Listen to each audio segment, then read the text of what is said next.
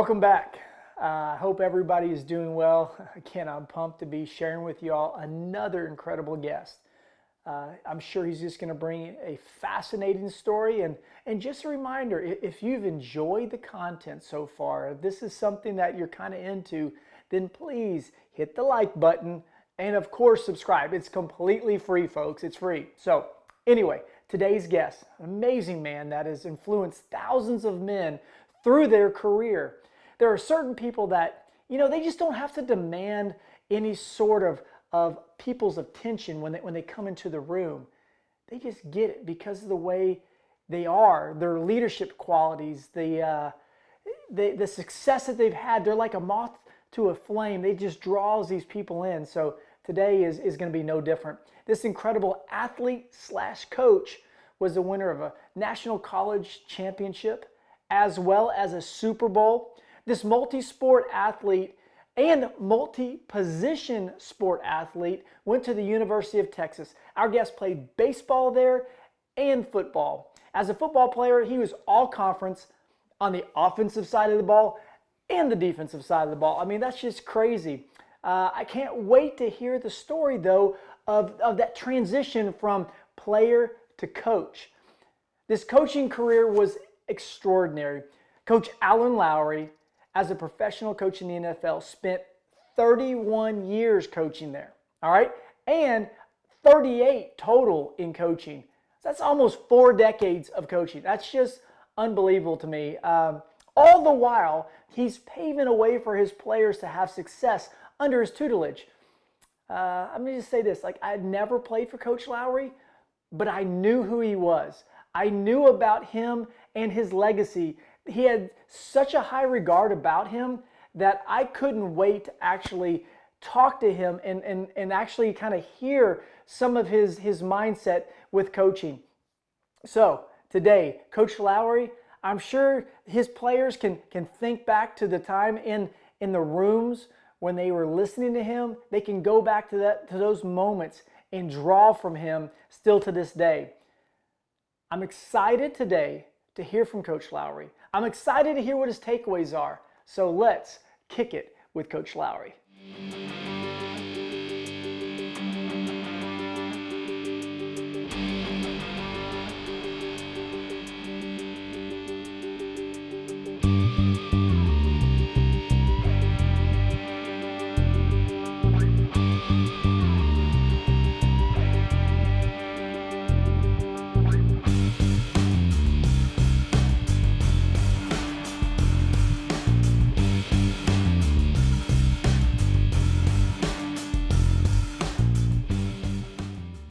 So welcome, Alan Lowry, to Kicking It with David Akers. Again, I shared with you, this is a little project that my family and I are doing.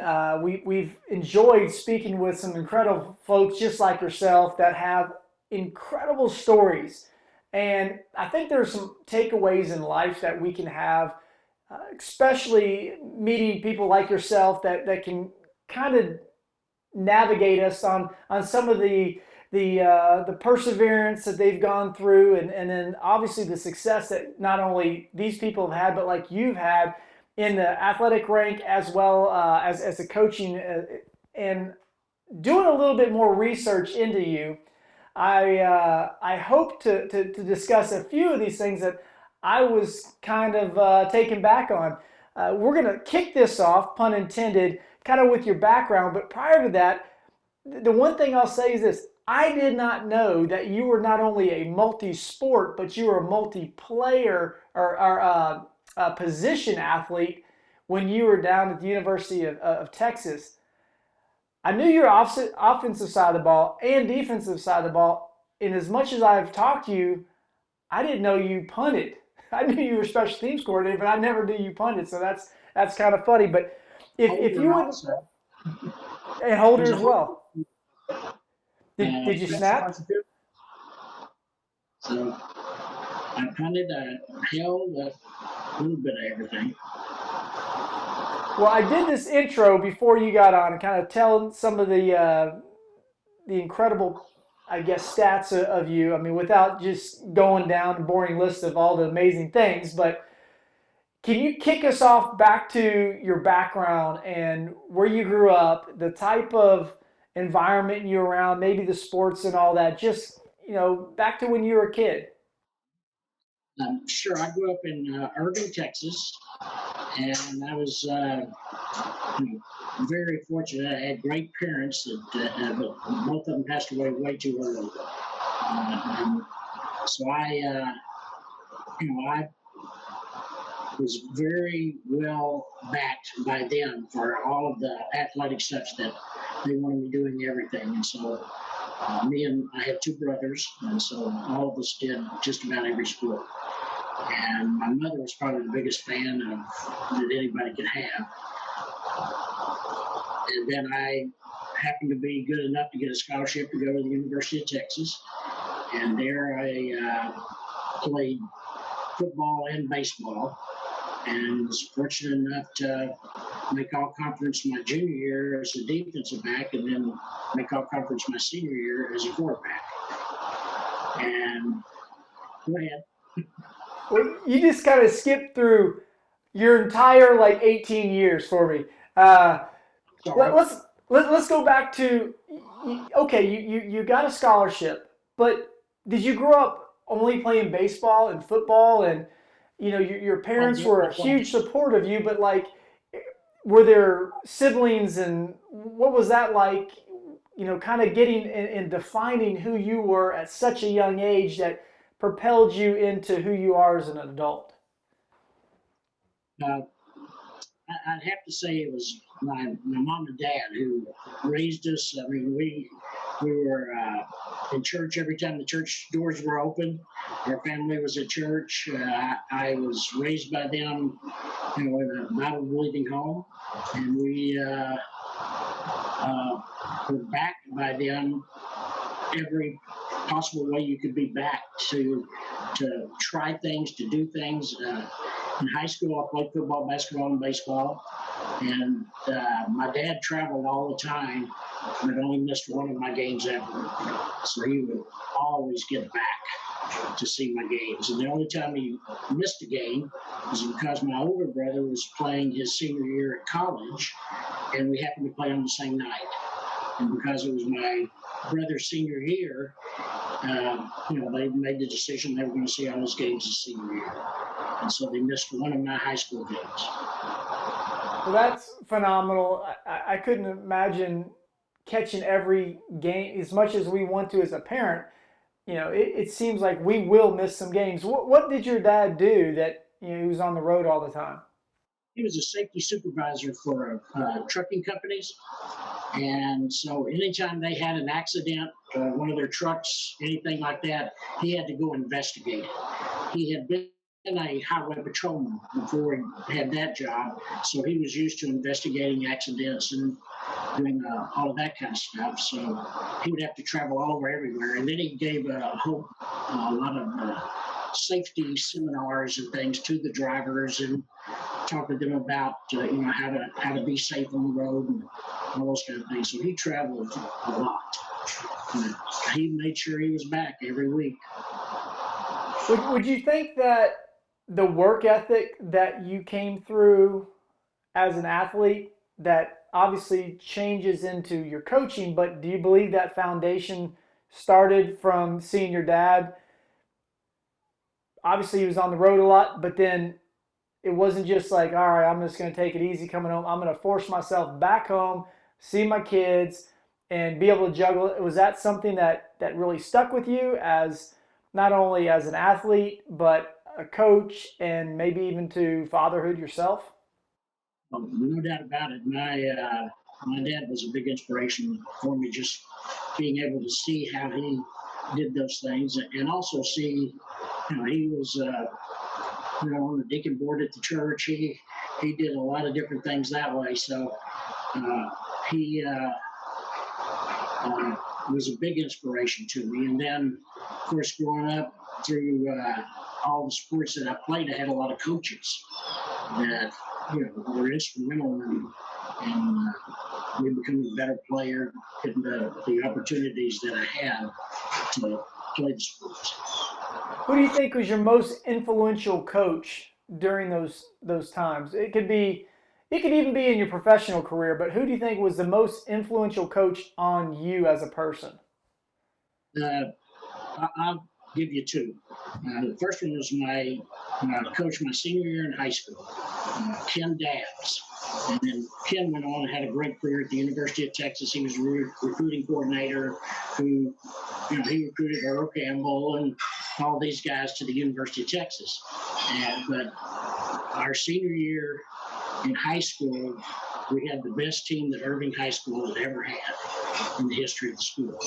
And he was the reason why we had that team and his leadership and all. And to tell you how influential he was, he passed away a year ago, October. And the thing that is nobody knows about was for the 50 years that we have been not playing. 69 was the last year that we played. That was my senior year in high school. And all of my teammates every year, along with Coach Dabbs, get together and we play golf and just have a great time. Go fishing. A friend of ours has a ranch, and so we have 20 guys still coming after 50 years. Right. And Coach Dabbs came until he passed away, and one of our other assistant coaches still comes. So we've got a close brotherhood of teammates and guys that we went to high school with. Oh, that's fantastic. The other You one, go. if you want me to, is Tom Landry. When I Oh, got that's right. 7 years, Tom Landry, and it was incredible. I mean, again, another very strong man of his faith. But then the other part of it was he was probably the smartest guy I've ever known as a football coach, because every week he did the offensive and defensive game plans. He was in the Wow. meetings doing both of those. And then on Sundays, he called the offensive plays. He was just brilliant, but he was always consistent. That was the main thing. He was never up and down. He was always trying to move upward. And he was just a strong influence in my coaching career, and all the guys on that staff, because they were all influenced by him too. And so every one of them were just tremendous guys for me to have gotten my start in professional football. Well, as a Eagle, it's tough to swallow that a Cowboys coach was so legendary for you. But I will say that the one thing that Andy Reid I thought was really impressive to me, and I think if we look at his tenure, he was extremely consistent as well. I think every player that would play for him would say that that is probably his staple as well. So it's interesting that you said consistency with Coach Landry as well. I'm sure that's just, one comparison, but if you start to look at some of the greats that have been out there, that should be a characteristic of a positive coach. You know what you're going to get day in and day out from those guys. Well, I wouldn't have thought of anybody really better for to say Coach Landry. You've gone on to the University of Texas. What did you go there for as far as your educational degree, and can you tell me a little bit more about your time that you spent there? Well, I actually went there as a radio, television, film. Was what I was going to study. To be a journalist, to like be on TV, or to like do it from the backside? Here was my thinking. I thought, okay, if I can't play professionally, which I would have been very marginal as a professional player, but if I can't play professionally, I want to go around the world and do sports and be a journalist and, do radio, television, that kind of stuff. And so that was my thinking going in. But there was just one slight problem with my intentions, is that all the radio, television, film labs are in the afternoon. Every one of them. Well, that's when football practice is. So I actually couldn't have that as a major. And then, once I realized that, I said, hey, I'm going to be a coach. And I started studying to be a coach. And that's when I made that decision. What was your actual degree there? Kinesiology, actually. It was Well, I was in the School of Education. well, that's great in that response. So I shared this earlier. You were offensive and defensive player as well as special teams. You were all conference on the offensive and defensive side of the ball. Well, what happened with the draft and kind of that transition that developed for you from athlete to coach? What happened in there? They, I I was drafted in the 13th round.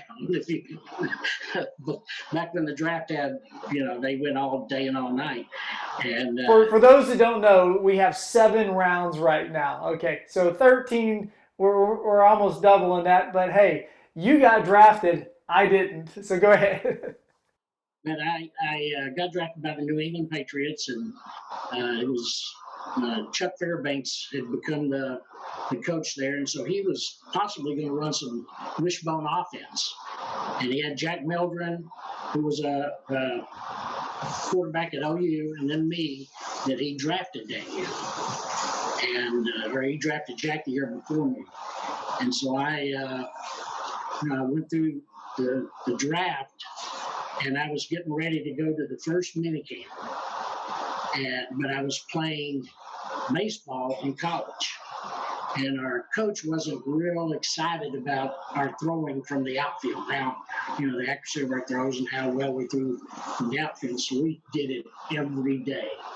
Well, because I'd been throwing a football the whole year and then started throwing this baseball, I got blood clots developed in my arm. And so I had 5 blood clots. The interior of my artery just flaked off. And so I had 5 blood clots in my arm. And at that time, they basically told me that I would never play football again. So that kind of launched. What were your symptoms? What were your symptoms with that? My hand was numb and totally cold. It was freezing all the time because it didn't have any blood flow coming to it. And they couldn't figure out at first exactly what it was. And they thought it was a nerve problem. And so the first thing they did was they took this needle that was, about 6 inches long, it seemed like, and stuck it through my neck into my nerve there to try to get this thing to come back. And that wasn't a problem. It was blood clots. And finally they did the arteriogram and found the blood clots. And then I started on the blood thinners and that kind of stuff. But it was interesting. I was in the hospital actually, and the doctor came in and said, how's it feel to be a has-been? What? He said, yeah, I don't think you're going to play football anymore. Gee, thanks, Doc. You need to work on that bedside manner there, Chief, huh? My goodness.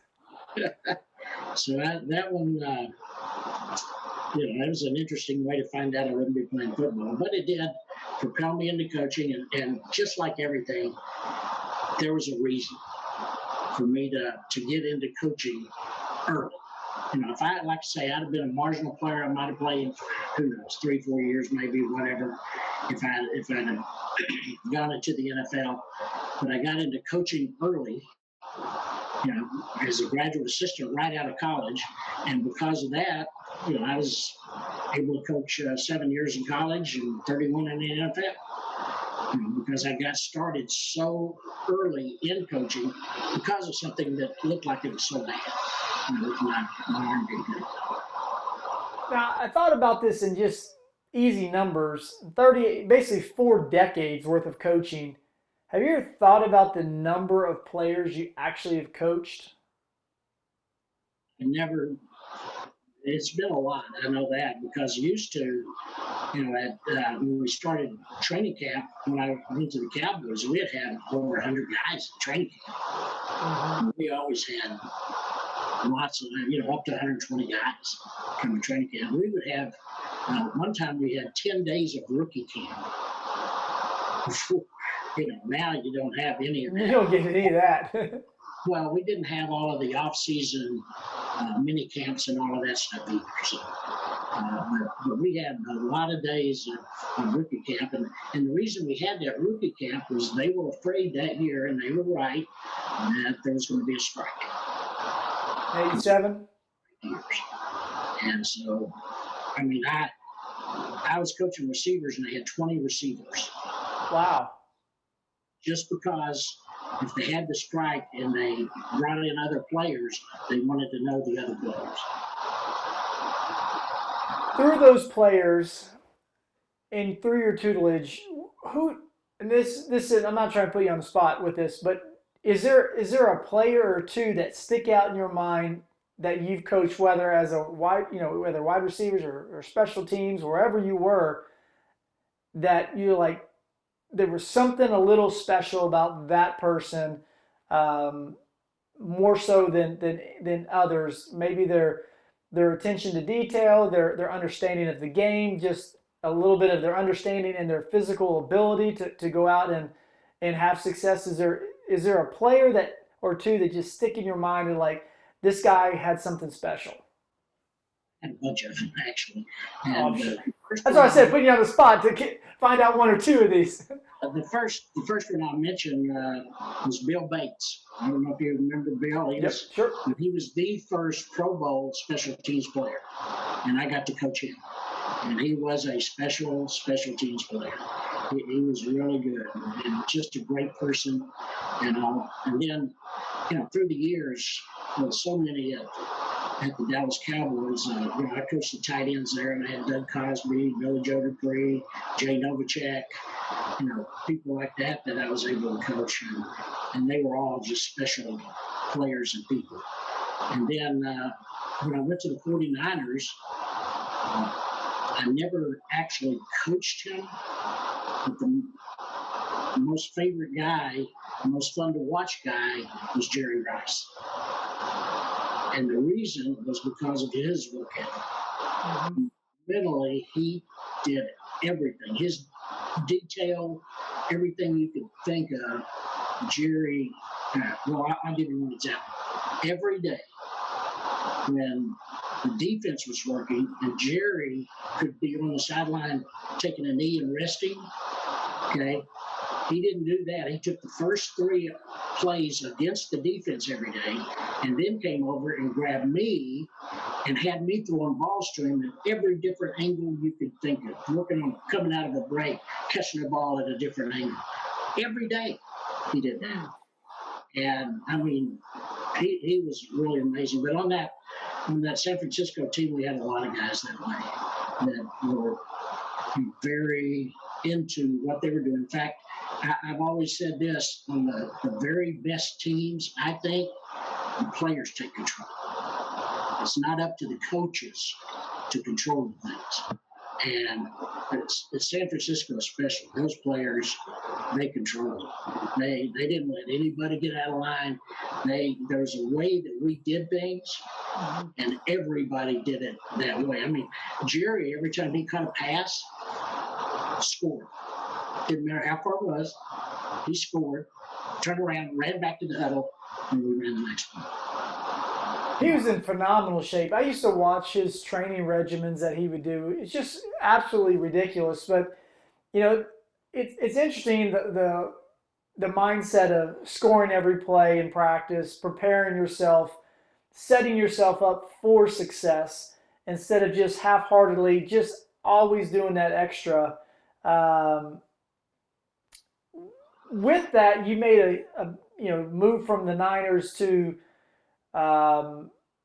you spent a majority of your last part in here in Tennessee, right?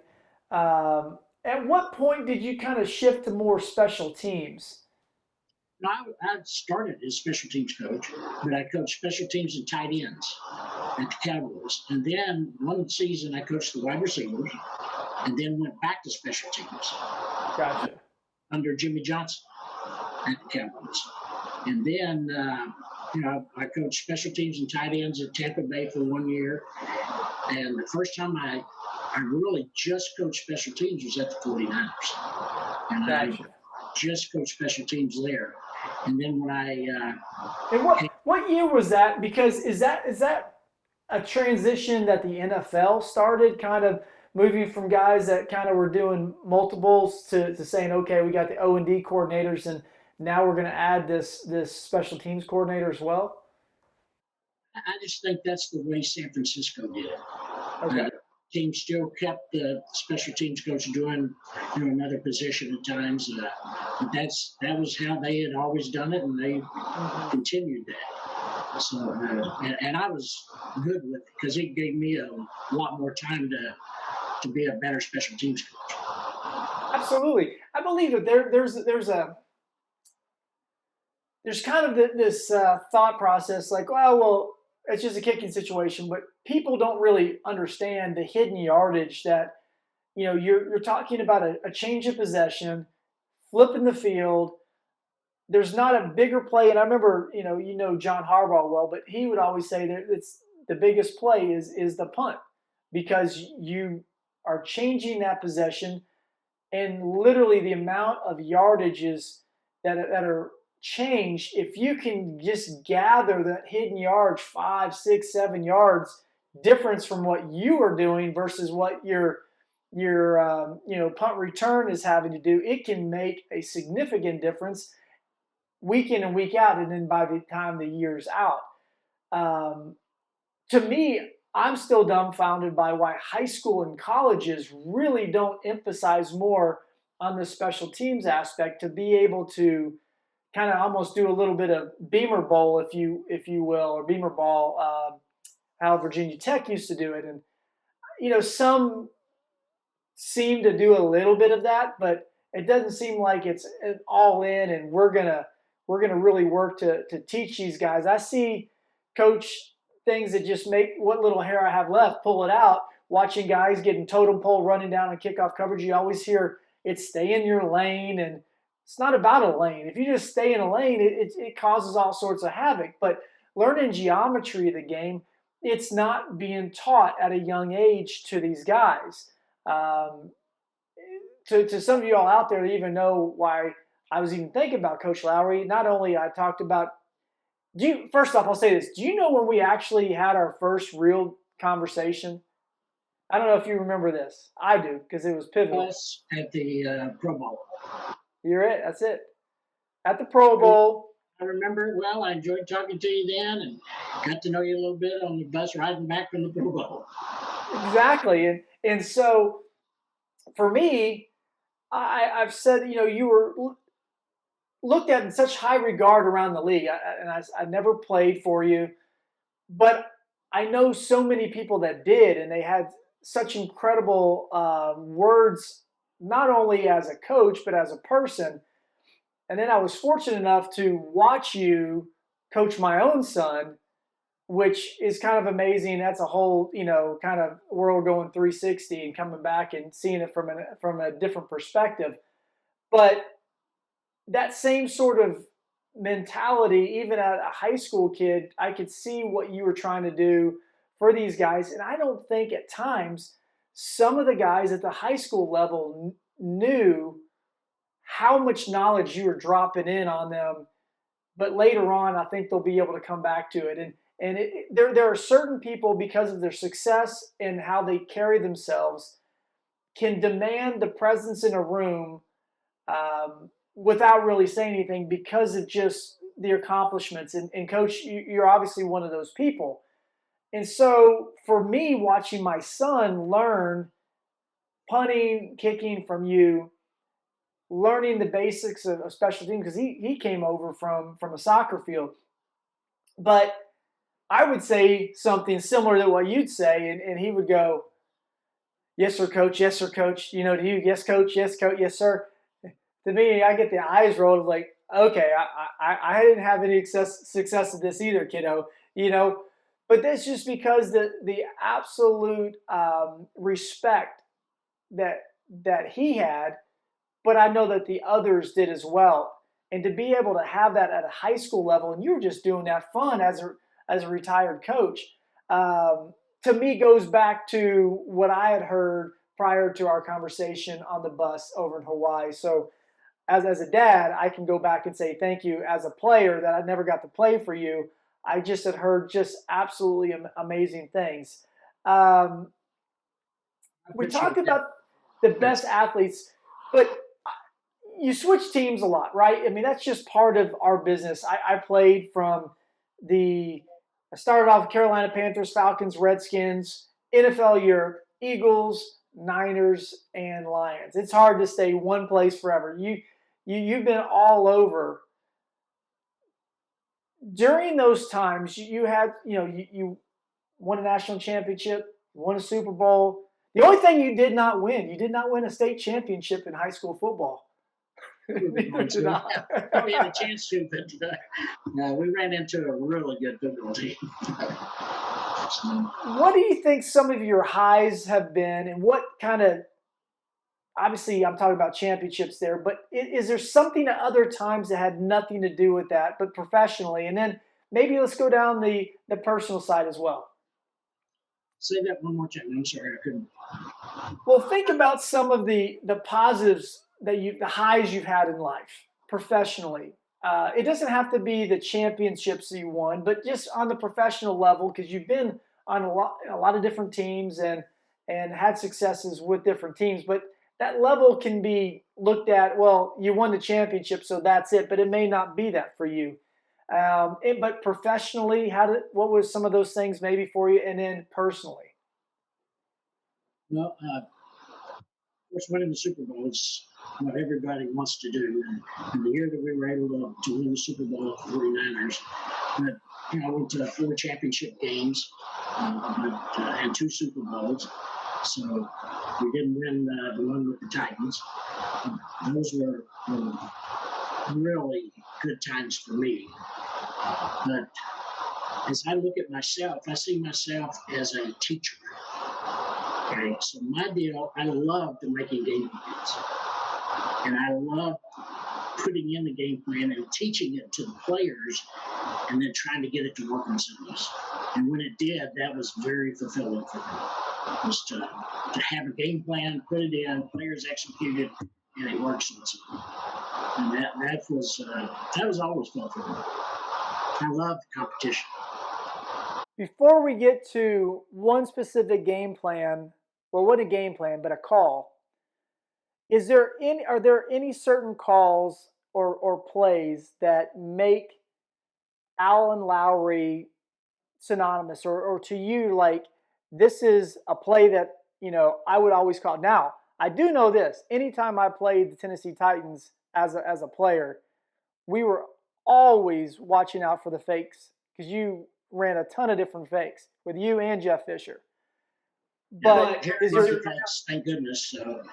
Because he loved fakes, every Monday he would go, all right, what we got this week? As far as fakes and all were concerned. So that was really good. And the thing about it was he would call them, and we would run them. And then the other thing was how many onside kicks we kicked. We kicked a bunch of onside kicks, and he liked doing that too. So.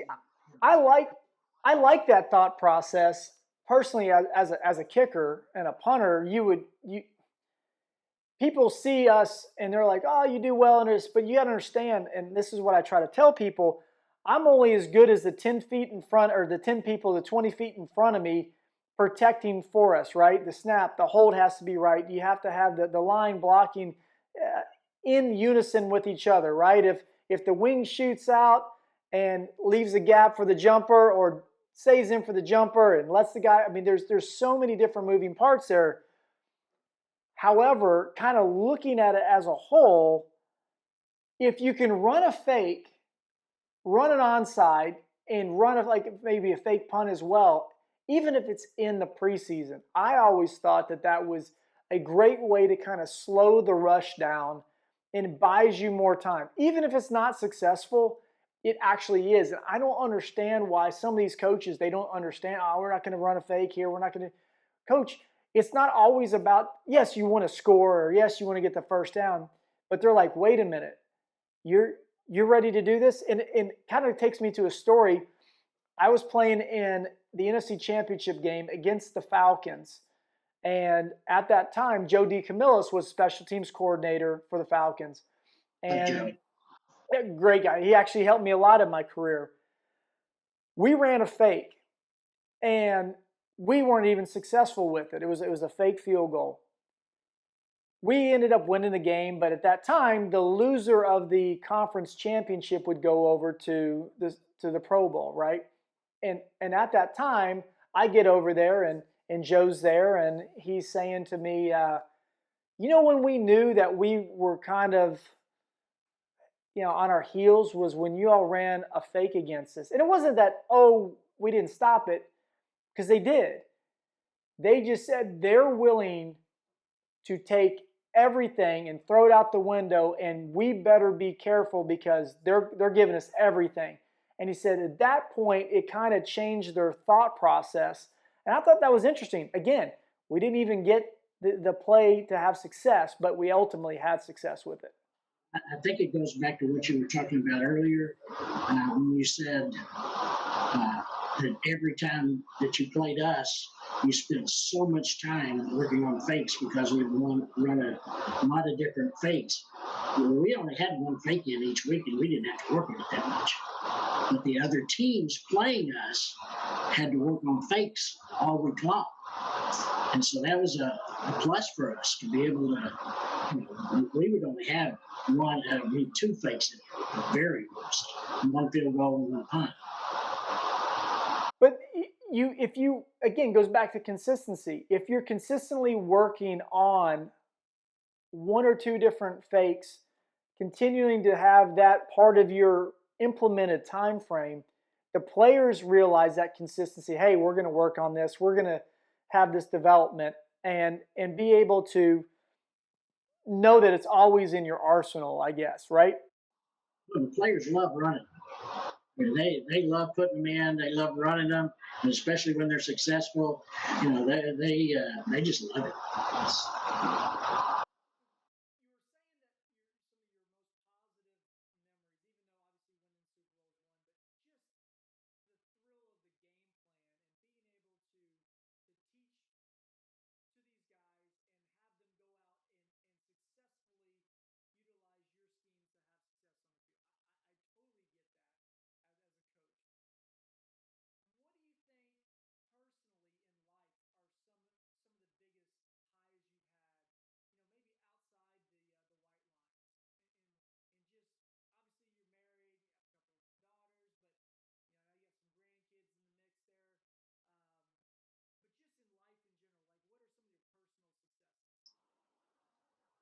It's probably just being able to spend 31 years in the NFL. That was a very big part of what I did, but then being married for 43 years now, and how my wife and I met is kind of an amazing story. My mother, I was coaching at the University of Wyoming, and they called me and told me that my mother had leukemia and didn't have very long to live. So I went to Dallas. She was in the hospital in Dallas. So I went there and went to the University of Wyoming. And while I was with my mother until she passed away, Donna, my wife now, was her nurse. So I met my wife when my mother was in the hospital, about to die. And now, 43 years later, still married. Wow, that's an incredible story. I did not know that one. As far as my life is concerned, there's probably every one of those things. Like I talked about getting into coaching earlier, because of the thing with the blood clots. Okay, then my mother getting sick and meeting my wife. And it just keeps going on and on and on. And I know you said something about talking about a play here later, but the year after that play, we were supposed to play Buffalo the opening game of the season again. Okay, and that's who we had used that play to beat. And I had a heart attack the week of the game. And I missed that game against Buffalo. But that's the only game that season that I missed. I missed one game. I spent the next game in the press box, and then after that, I was back in the field. So, then I've had tough, coach. Well, then 6 years later, I had triple bypass surgery and didn't miss too many games. And, That's incredible. There's a lot of things that have happened that there's always something good that comes from it. If you look back, there's always been something good. And I think that has to do with basically two things: consistency, okay, and faith. And when you have those two things, I think then you got a chance to overcome a lot of adversity. Well, first off, I know you're a strong man of faith, and when I first moved down here, we met at an I Am Second event. Met you back out there. Interesting, again, you keep bringing up the word consistency as well. I had John Dornbos, who you coached as well, on several weeks ago. And one thing he talked about, he said, I wasn't always the best player. There's a lot of people that were way better than me. There are a lot of people, physique, snap more, whatever. He said, but I'm consistent. I'm going to show up every day. I'm going to show up on time. And this is what I'm going to. He said, that's hard to find today. It's hard to find people that are going to show up, be consistent, be there day in and day out so you can count on that person to do what you want to do. And I'll say this, Coach, I've struggled a little bit outside of football because of the aspect of life in this realm. That in the NFL, the mindset is so important on having success that you definitely have to put in that time and the effort and be there, or else if you don't, they're going to find somebody else. And I, there's always somebody looking over your shoulder, whether it's your shoulder as a coach, and if you're not, showing that you can keep the players doing it, and the players as well. And now you try to get somebody to come do some work or whatever, and it's like, yeah, I'll show up when I show up, or if the work gets done, it gets done. And how about do what you say you're going to do, when you're going to do it, how you're going to do it. Like you said, you're going to do it for the money you say you're going to do it for. And that has been a struggle for me to find in general. I think it goes back to what you were talking about with John.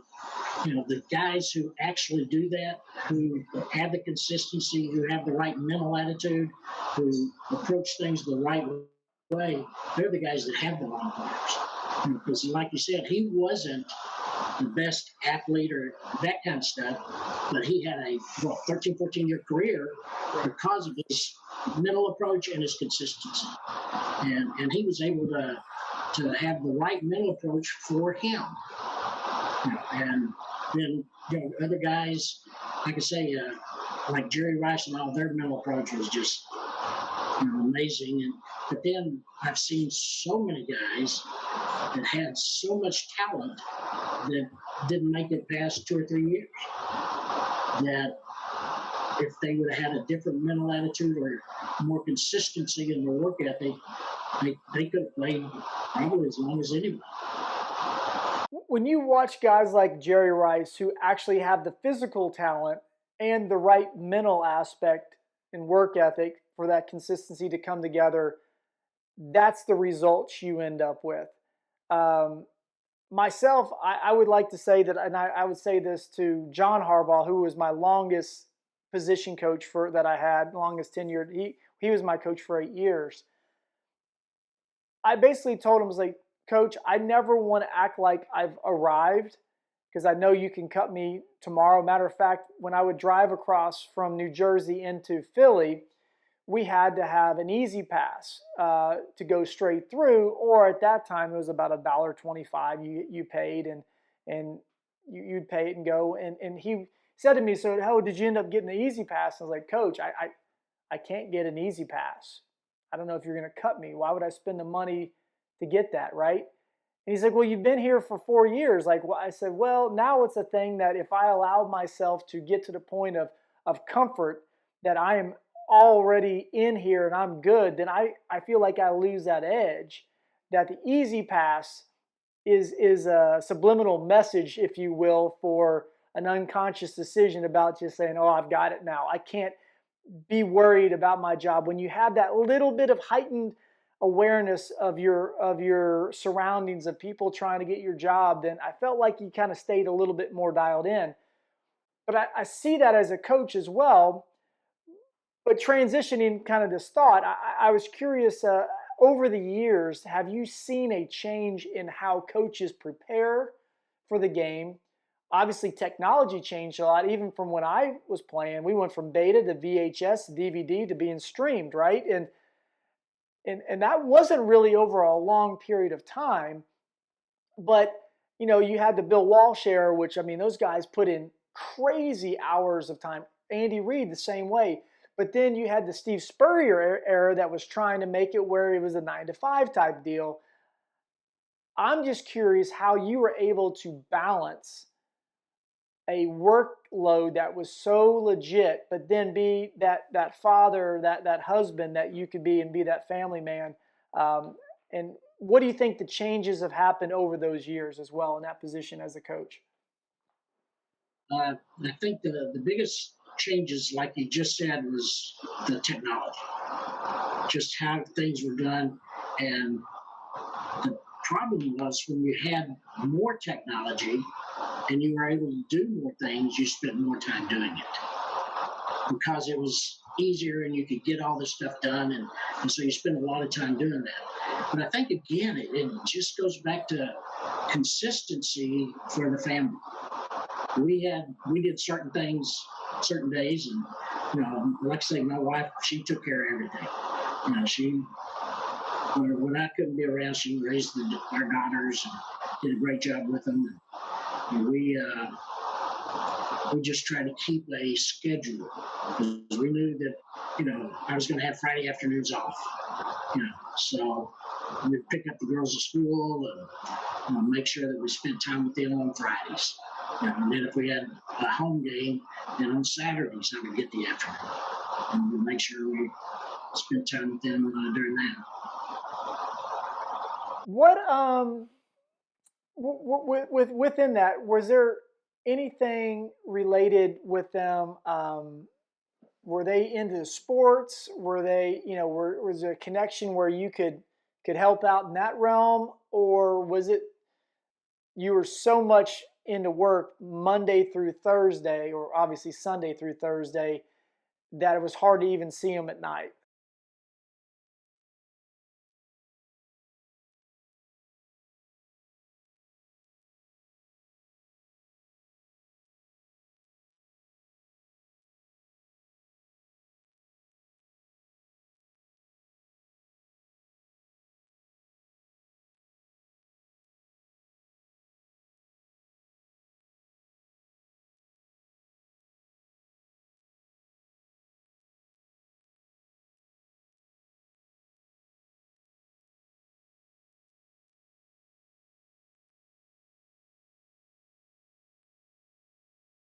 No, that's great. And what I was, I guess what I was trying to say with that is that there are a lot of times people think that what football is like it's 3 or 4 hours a day, and you make a ton of money and you show up on Sunday and that's it. They really don't know the actual grind that it goes through as a coach, and even the amount of time that players are there. They're really shocked by that. Don't you just go practice for a couple hours, kick a couple balls, and that's it?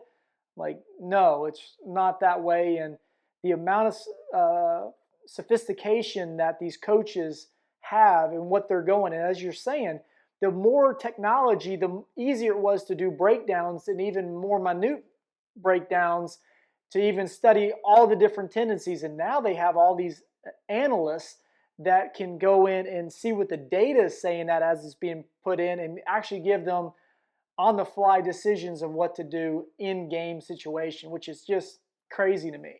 Mind-boggling, it really is. Which brings us to, we talked about some highs.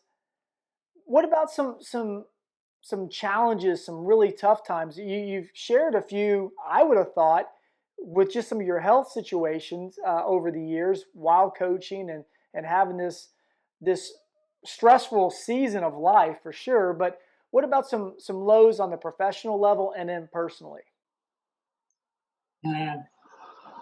Probably the lowest, I've been a Super Bowl champion, and I was also on a 1-15 team at the Dallas Cowboys. Jimmy Johnson's first year at the Cowboys, we were 1-15. So, that's the low and the high of my career, I guess you'd say.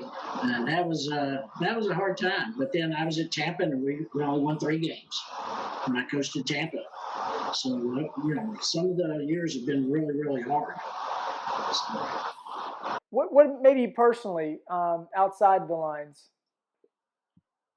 probably like we were talking about before, the biggest things have been the health issues.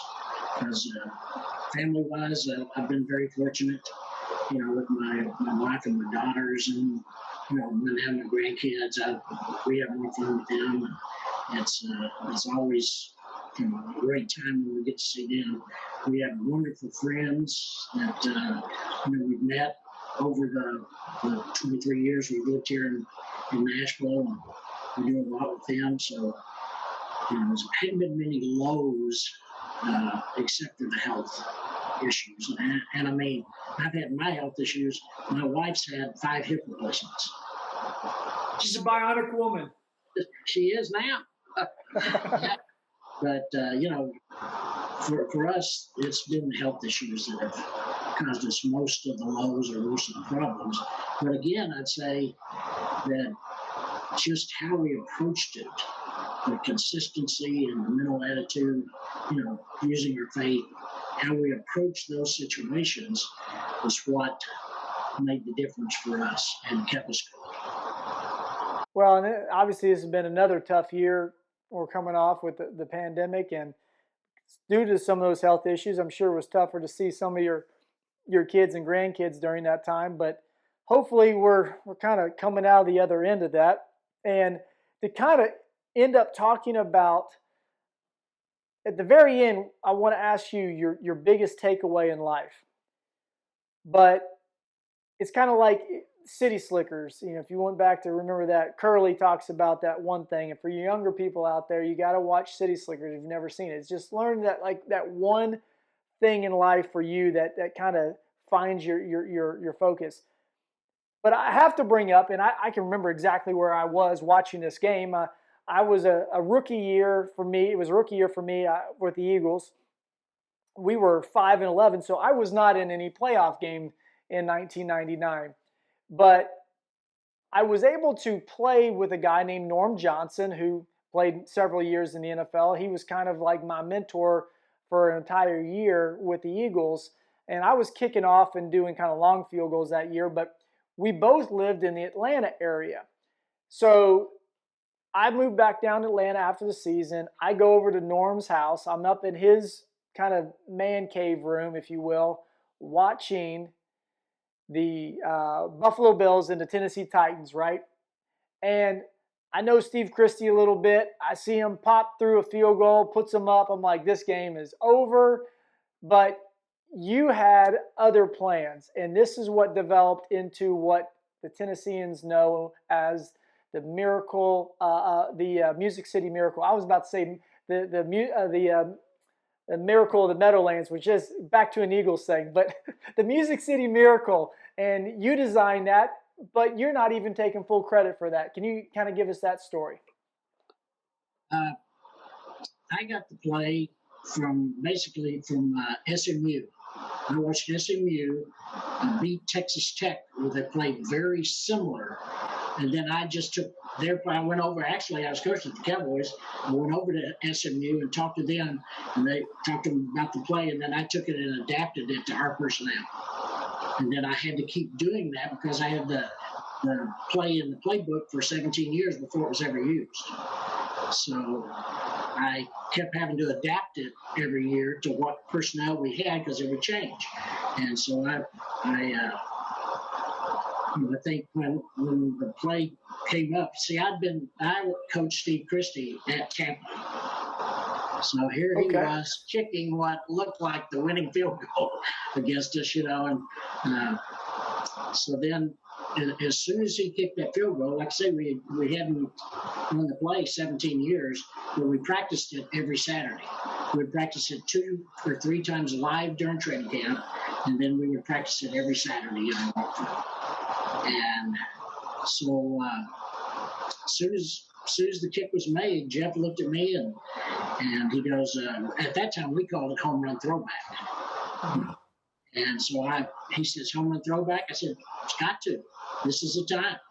And so we go down and we start getting ready to run the play. And as you know, a lot of the times in those situations of a game, they don't give you very long. Right. The officials are coming in your huddle and let's go, all that. Well, we get in our huddle, and Jeff and I realized that we didn't have anybody to be a deep guy that had ever practiced the play, because we had we had 3 guys practice, thought that's all we'd ever need would be 3. 2 of them were out of the game. Okay. So we only had Isaac Bird was the only guy that had ever practiced the play. Derek Mason and Anthony Dorsett weren't able to be in the game. So Jeff grabs Kevin and just tries to go through all the what ifs, because there was a million of them. Right. And he did a great job of getting Kevin ready for the play. I took the other 10 guys, got them all ready, and made sure we knew what we were going to do if this happened, that happened. The main thing was that whoever got the ball, unless it was one of the deep guys, was going to get it to Frank Weicher, because he was our guy that was going to throw the throwback. He was a very good passer and had done it a lot in his career as a tight end, that kind of thing. So we were going to get the ball to him. But when when they kicked off the way they kicked off, I never anticipated a kick like that. Yeah. A high, short kick. I never anticipated that kick, so we never practiced that kick. And generally you would think they would go and squib it or something like that, just to have the ball bouncing around. You wouldn't think about a mortar or bloop kick at that time. So Lorenzo Neal catches it right there. See, that's why they did it. They kicked it right to Lorenzo, for him to have to catch the ball. Well, but we knew if he got it, as soon as he got it, he was giving the ball to Frank Weicher. And so he gave it to Frank, and then everybody was taken off to the right. And then Kevin came up, and, when the play happened at the game, I didn't think there was any question of it being a lateral route, because I saw Kevin catch the ball going backwards. I didn't realize he had gotten ahead of Frank and had to come back. Which is the number one rule, right? Don't get in front of the person. The main thing that Jeff had told Kevin, do not get ahead of Frank. But then Frank, threw the ball, and he had to come back and catch the ball. So I didn't think it was as close as it really was, as far as just being straight down the line. But it was actually very fortunate that they threw it down the line. So that's where it was actually really fortunate for y'all that the line was there. It was right on the line, because it really becomes, wow, it is a lateral, because even is back, basically. Right. And so the guy who scores on the play had never practiced it. Kevin Dyson never practiced the play and ends up scoring. He's actually a neighbor of mine, right? And then he gets that, does the scoring for y'all, and then probably one of the craziest plays of a finish of a Super Bowl when he's that far from stretching out. I was like, man, you couldn't have worked to get your arms a little longer or something like that. But what an incredible couple weeks. Well, and Kevin's, I think he has his doctorate now. He does. And he's a principal at the middle school here in Grassland, and where one of my grandchildren goes to Grassland Elementary. Kevin will be her principal in a couple of years. So, he's such a great guy. I loved coaching him, all the times that I had to. But the thing about it is, he never practiced the play. And it worked like a dream. Again, going back to your consistency, you practice it all the time. Over 17 years, never was implemented into a game until that time, and then you all were able to use it and have success. Incredible career you've had. Let me just finish up this talk, and I thank you for your time on this. Let me ask you that curly question, that one thing. What's the one takeaway you think about in life? If Alan Lowry was able to say, this is the one thing I want you to remember about this in life, boom, here it is. Wow. I don't know that I've ever really thought about what I would say in that situation. We're going deep. We're going deep here. Yeah, you are.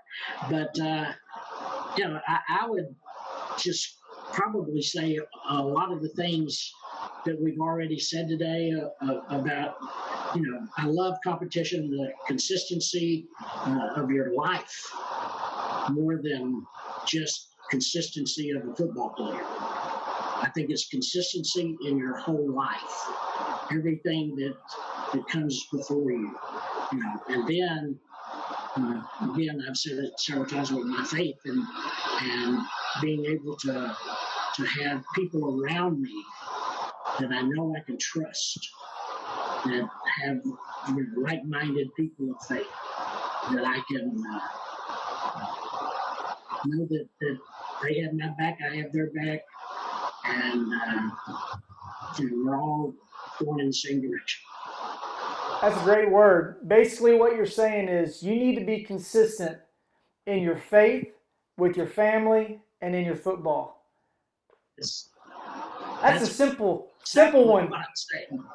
Yeah, that's exactly what I'm saying. It comes down to that. That's awesome. And once it happens in all of those areas, then you'll find a way to deal with any adversity or hardships that you have come your way. Because we've had plenty. And we'll have more. We're going to have more. Yeah.